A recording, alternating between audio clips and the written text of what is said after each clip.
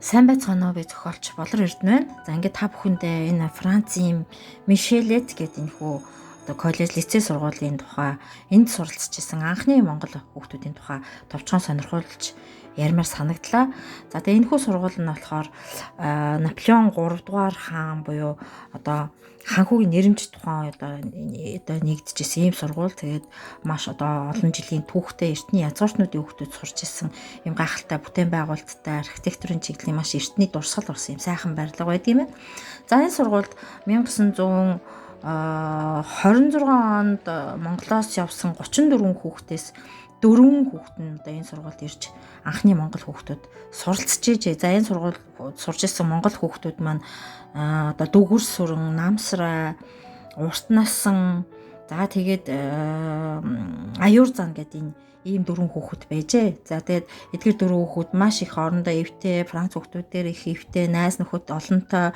За мөн одоо сургуулаа төгсөөд очсноос хойш ялангуяа тэр аюур зан гэдэг хүн бол одоо Монголын анхны гимнастикчин, анхны одоо регбичин энэ төр одоо болж одоо Монголын спортын салбарт бас нэлээд сонирхолтой нээлтүүдийг хийжсэн юм хүн байна. Тухайн сургуульдаа бас анхны одоо боксын шигшээ багийн тамирчин болж одоо тухайн коллеждоо шуугаан тарьж исэн. Тэр авийнхаа дүүрэг хоттоо шуугаан тарьж исэн юм гахалтай мундаг оюутан байжээ.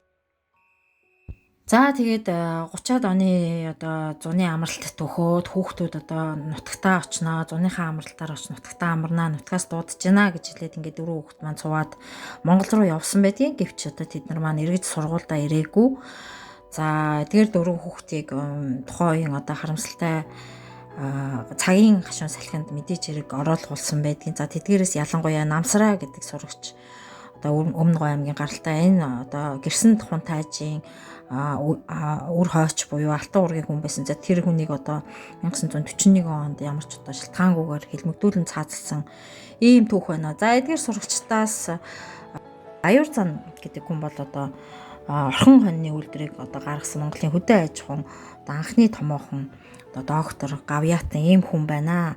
За тэгээд эдгээр сурагчид одоо сургуульдаа одоо спорт спортоор болон урлагаар олон юм сонирхолтой тэмцээнүүдэд оролцож за энэ аюур зан гэдэг хүн бол ялангуяа Парис хотын шигшээ багийн боксын тамирчин хүртэл болж исэн байна. За тэрээр одоо Монгол анхны регбичин, анхны гимнастикчин гэдэг ийм одоо албан ёсны хүндэт нэрийг одоо хүлээж авсан. Өөрөө энийг одоо Монголдо дэлгэрүүлсэн ийм идэвхтэй хичээнгүй сурагч байжээ. За тэгээ шинэ Монголоос одоо өрнийн соёлоос, боловсрлоос зууж ирэхээр явсан 34 хүүхдийн 4 нь энэхүү Парисын Мишелет гэх сургуульд коллеж лицей сургуульд суралцаж тэнд бас өөрсдийнхөө ол мөрийг үлдээж энд одоо их орноо санаалзаж маш ихийг мөрөөдөж гэртээ ороод одоо Монгол орноо Франц орн шиг юм гоё тансаг орн болгоно гэсэн юм гэгээ мөрөөдөлтэй байсан юм байна. Тэгэхээр одоо хүүхдүүд одоо Франц орн хүүхдүүдтэй маш их найз. За ингээд одоо Монгол руу явсан хойноо бас загтал харилцаагаар их харилцдаг, найз нартайгаа үргэлж ярилцдаг юм нийт ч юм сайхан хүсэл мөрөөдөл дүүрэн хүүхдүүд байсан юм сонирхолтой бяцхан түүхийг одоо та бүхэндээ сонирхуулъя гэж бодоод энэ хөө бяцхан бичлэгийг хийж байна. За тэгээд анхаарал тавьсанд баярлалаа.